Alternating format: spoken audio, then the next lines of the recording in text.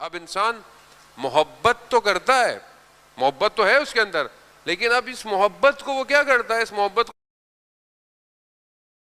پہلی چیز جو انسان کو رشد کرنے سے روکتی ہے وہ کاذب محبت، جھوٹی محبت۔ میں سے بعض اوقات آپ دیکھتے ہیں کہ ماں باپ کی محبت انسان کو برباد کر دیتی ہے۔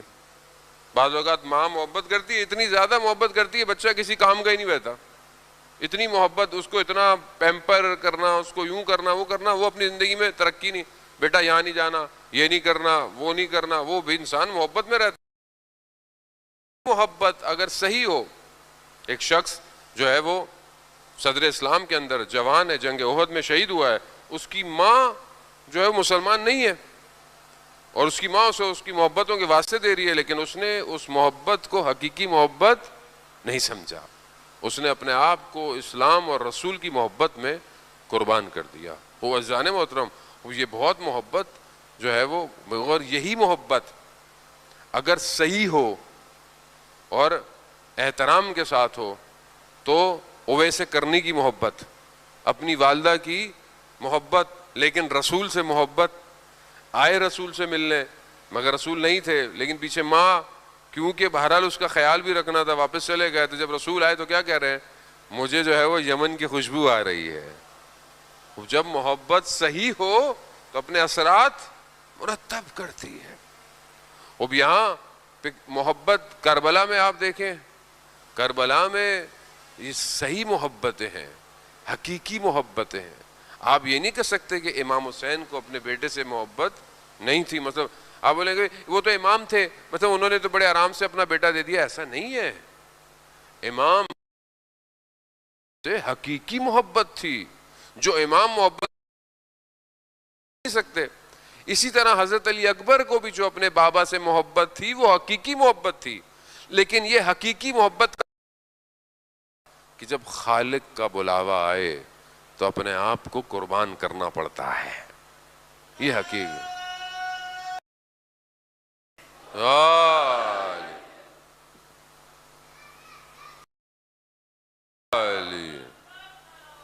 اللہم صلی علی محمد۔ اب یہ محبت ہم اپنی زندگیوں میں دیکھیں عزیزان محترم، خود 6 طرح کی محبت ہیں جو روایات آپ بیان کرتی ہیں، میں خلاصتاً آپ کی خدمت میں پیش کروں، کیونکہ یہ وہ فیکٹرز ہیں کہ جو انسان کو امام تک پہنچنے سے روکتے ہیں، انسان کو کمال تک پہنچنے سے روکتے ہیں۔ ورنہ آپ اور میں آپ کو تو نہیں کہوں گا، آپ تو ماشاءاللہ بہت اچھے ہیں، میں بہرحال خطاکار ہوں، ضعیف بھی ہوں، کمزور بھی ہوں۔ یہ کچھ چیزیں ہیں جو ہماری زندگی، آپ کا بڑا دل چاہتا ہے کہ میں عبادت بھی کروں، سجدے بھی کروں، دعائیں بھی کروں، اچھا بھی ہو جاؤں، لیکن پھر جب مجلس سے باہر نکلتے ہیں تھوڑی دیر میں آدمی کا سافٹ ویئر آہستہ آہستہ چینج ہونا شروع ہو جاتا ہے۔ خوب یہ نیچرل بھی ہے، انسان کی فطرت میں بھی ہے، لیکن انسان جب ہلکے ہلکے اپنے معارف کو سمجھ لے تو پھر یہ مشکل اس کی حل ہو جاتی ہے۔ پہلی چیز حب دنیا، جسے دنیا کی محبت ہو، یہ دنیا کی محبت انسان کو برباد کر دیتی ہے۔ اب دنیا کی محبت کا مطلب یہ نہیں ہے کہ اب آپ دنیا چھوڑ دیں، پہاڑوں پہ چلے جائیں، کمائے نہیں، پڑھے نہیں۔ بھی مولانا صاحب نے بولا دنیا سے محبت نہیں کرنی، امی میں صبح اسکول نہیں جا رہا، یا مثلا میں یونیورسٹی نہیں جا رہا، وہی ایسا نہیں ہے۔ دنیا کی ڈیفینیشن ہے وہ چیز کہ جو خدا سے دور کر دے، وہ دنیا نہ، وہ دنیا، اسی دنیا کے اندر آپ جو ہے وہ نیک کام کر کر اپنے آپ کو کمال پہ بھی لے کے جا سکتے ہیں، لیکن وہ چیز جو آپ کو خدا سے دور کر دے، حب دنیا کی محبت انسان میں تب بہت اس کی زندگی میں کم ہو جائے، اس کا رنگ ہلکا ہو جائے۔ اگر آپ کے ذہن میں آخرت روشن ہے تو دنیا آپ کو خرید نہیں سکتی، دنیا کی اتنی قیمت بھی نہیں ہے۔ وہ شہید محسن حجاجی کہ جو 32 سال میں شہید ہوا، آپ جانتے ہیں کتنا خوبصورت جوان، اس نے اپنے بیٹے کو جو وصیت لکھی تھی اس میں کیا جملہ تھا؟ بیٹا 2 سال کا، ابھی تو خیر بڑا ہو گیا، اس نے کیا لکھا تھا؟ بیٹا دنیا میں بہت فتنہ ہے، دنیا میں بہت بازار گرم ہے، ایسا کام کرنا خدا تمہارا خریدار ہو جائے، خدا تمہیں خرید لے، یعنی وہ بھی دنیا میں ایسا کام کرو کہ دنیا تمہیں نہ خریدے، خدا تمہیں خرید لے۔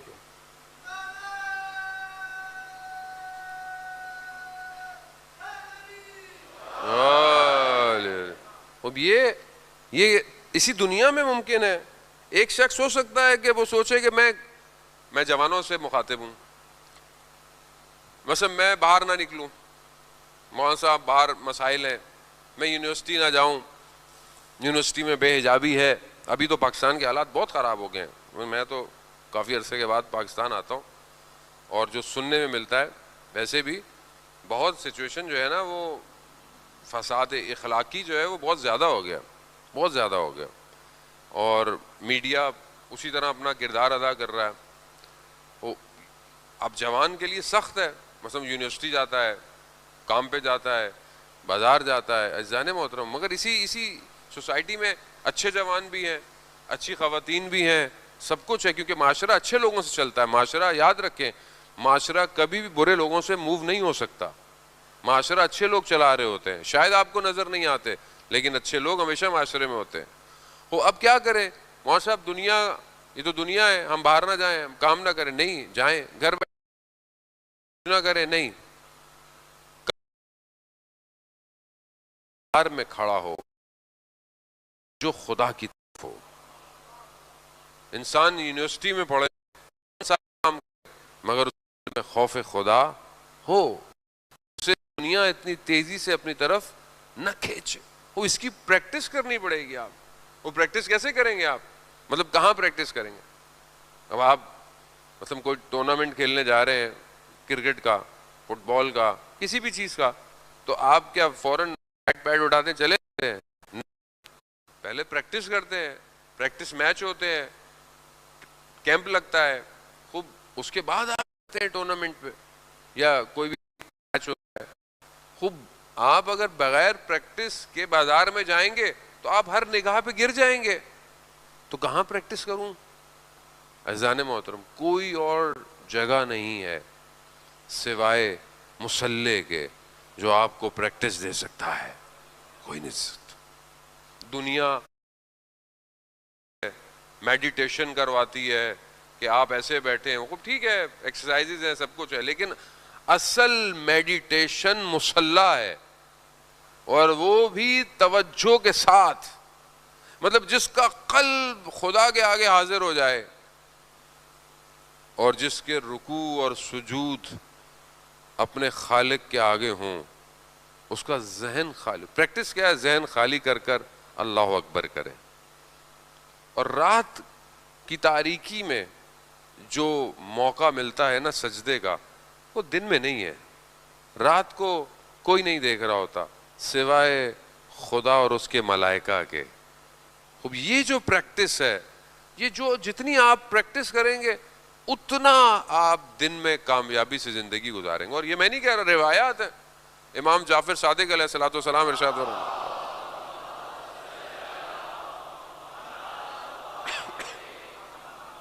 امام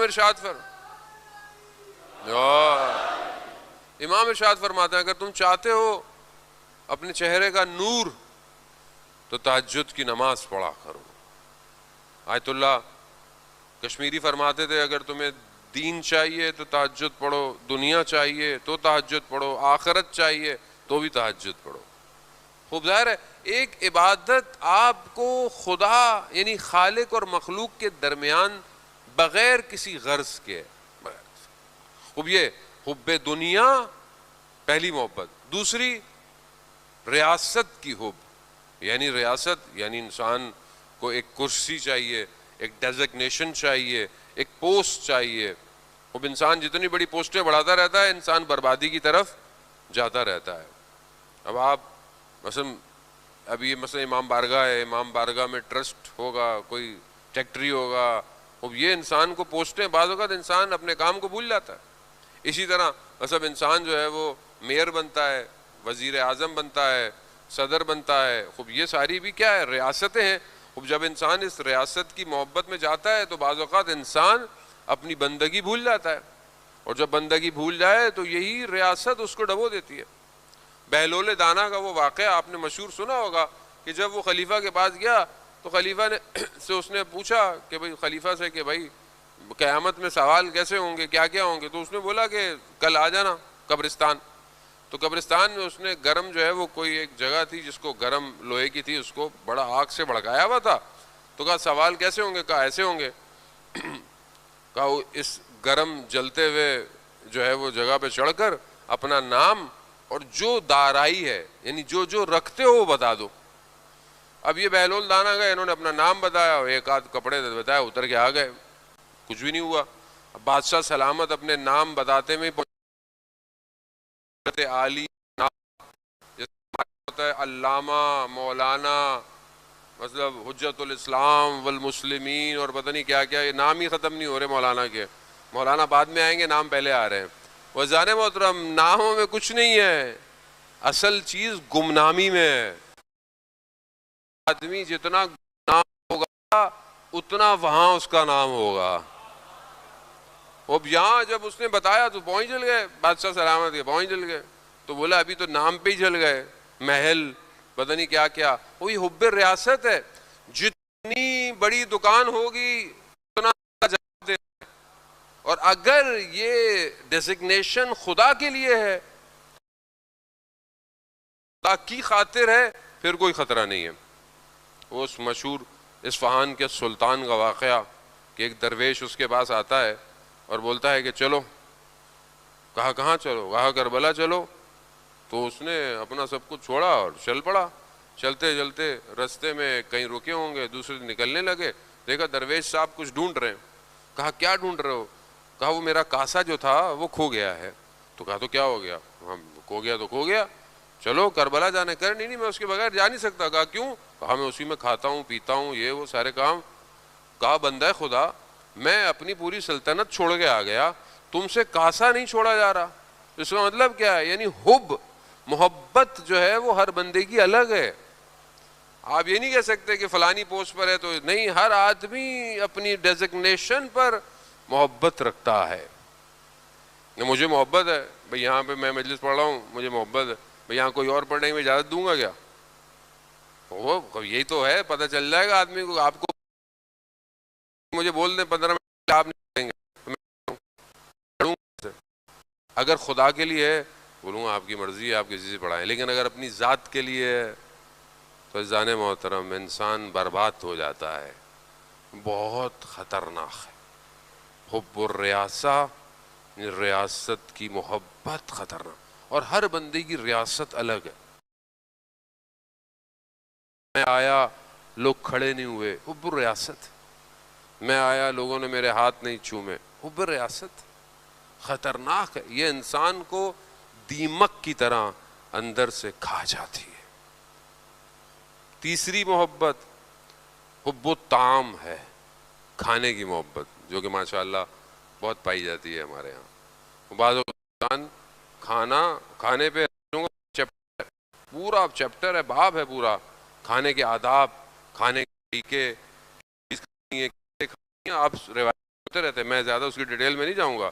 لیکن انسان بعض اوقات کھانے کی وجہ سے بھی انسان برباد کی طرف، اس لیے امیر فرماتے ہیں تمہارے شکم کتنے جانوروں کے قبرستان ہیں۔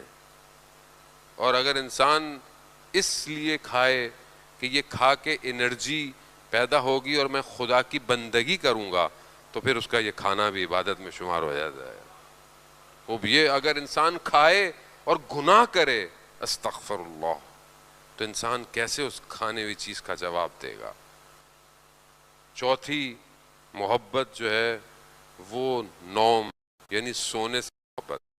انسان کو سونے سے محبت ہوتی ہے، انسان سوتا ہے، نیند سے بڑی محبت ہوتی ہے انسان کو۔ انسان کو نیند آ رہی ہو، انسان مرتا ہے، لیکن اسلام کہتا ہے کہ سونے کے اوقات ہیں، ہم نے رات تمہارے لیے آرام کی بنائی، دن تمہارے لیے کام کا بنایا۔ تو انسان کو بہرحال اپنی نیند، کیونکہ یہ محبت جو ہے یہ انسان کو کئی چیزوں سے غافل کر دیتی ہے۔ آپ سوچیں نا، نیند کتنی پیاری ہے، کتنی پیاری نیند ہوتی ہے۔ آپ یہاں سے ساری رات جاگتے رہیں، 2-3 بجے گھر پہنچیں اور جو ہے وہ 4:40 4:48 پہ فجر کی نماز ہے، اب آپ 3:30 بجے گر گئے، اب کیسے اٹھے؟ جاگا جا نہیں رہا، اٹھا جا نہیں رہا، یہ کیا ہے؟ محبت، نیند سے محبت ہے اجزان محترم۔ لیکن جسے خدا سے محبت ہو وہ اپنی نیند کے خود ہی الارم لگاتا ہے، گھڑیوں کے الارم اسے نہیں اٹھاتے، 10 اٹھا لیں لوگ ہل نہیں رہے ہوتے۔ اب یہ انٹرنل اپڈیٹ آپ کو سافٹ ویئر اپڈیٹ کرنا ہے کہ مجھے اگر میری نیند گہری ہے تو میں جلدی سوؤں، اگر مجھ سے اٹھا نہیں جاتا تو میں ٹائم پہ سوؤں۔ اب یہ ایک محبت راحت طلبی کی محبت، انسان کو آسائش چاہیے، آرام چاہیے۔ اب دیکھ لیں کئی لوگ کربلا میں نہیں آئے، کیوں نہیں آئے؟ ان کو راحت، وہ اپنی جان نہیں دے سکتے۔ عبید اللہ ابن حر جوفی وہ مال دے رہا ہے امام کو مگر جان نہیں دے رہا، نہیں آیا۔ حب دنیا عمر ابن سعد لعنت اللہ نہیں آیا، ریاست کی وجہ سے نہیں آیا۔ کچھ لوگ کربلا میں کھجور کی وجہ سے آئے، آپ یقین کریں تاریخ خود بیان کرتی ہے کہ کچھ لوگ امام کے مقابلے میں کھجوروں کی وجہ سے آئے تھے، کھانے کی محبت۔ وہ کسی کو ریاست چاہیے تھی، کسی کو آرام طلبی کی چاہیے تھی۔ اور آخری محبت جو کہ بہت خطرناک، حب النساء، عورت کی محبت۔ ابن ملجم عورت کی محبت میں اپنے زمانے کے امام کو شہید کر دیتا ہے۔ خب یہ انسان اپنی زندگی میں دیکھے اذان موت کہ خدا نہ خواستہ انسان انہی چیزوں میں گرفتار تو نہیں ہے۔ یہ محبتیں اگر کاذب ہیں تو یہ کبھی بھی امام تک پہنچنے نہیں دیں، مگر اگر یہی محبت بہترین ہے آپ دیکھیں تو انسان اپنے وجود کو قربان کر دیتا ہے۔ بہت پرانے ذاکر حضرت زیدی صاحب فرماتے تھے، کہتے تھے کہ پروانہ، لوگ کہتے ہیں پروانہ شمع کا عاشق ہوتا ہے تبھی تو وہ آتا ہے، اور تو وہ کہتے تھے کہ نہیں، یہ غلط ہے، پروانہ کبھی بھی شمع کا عاشق نہیں ہوگا۔ کہا کیوں؟ کہتے تھے تمہارے پاس دلیل ہے اس کی کہانی کا؟ میرے پاس دلیل ہے کہ یہ شمع کا عاشق نہیں ہے، پروانہ تاریکی کا عاشق ہے۔ کیوں؟ کیونکہ شمع آ کر تاریکی میں مخل ہوتی ہے، وہ اس میں آ کے ٹکراتا ہے، اس کے اندر اسے تاریکی سے محبت ہے۔ اگر اسے روشنی سے محبت ہوتی تو تم روشنی بند کر دو، پروانہ نہ جاتا، غائب نہ ہوتا، بلکہ اسی پر رہتا۔ عزیزان محترم، خوب یہ محبت، امام کے وجود سے محبت، اس نے لوگوں کو کربلا چھوڑنے نہیں دیا۔ یہ پروانے شمع بجھنے کے بعد بھی وہیں رہے، کیوں؟ کیونکہ انہیں اصل محبت تھی۔ یہی تو کمال ہے۔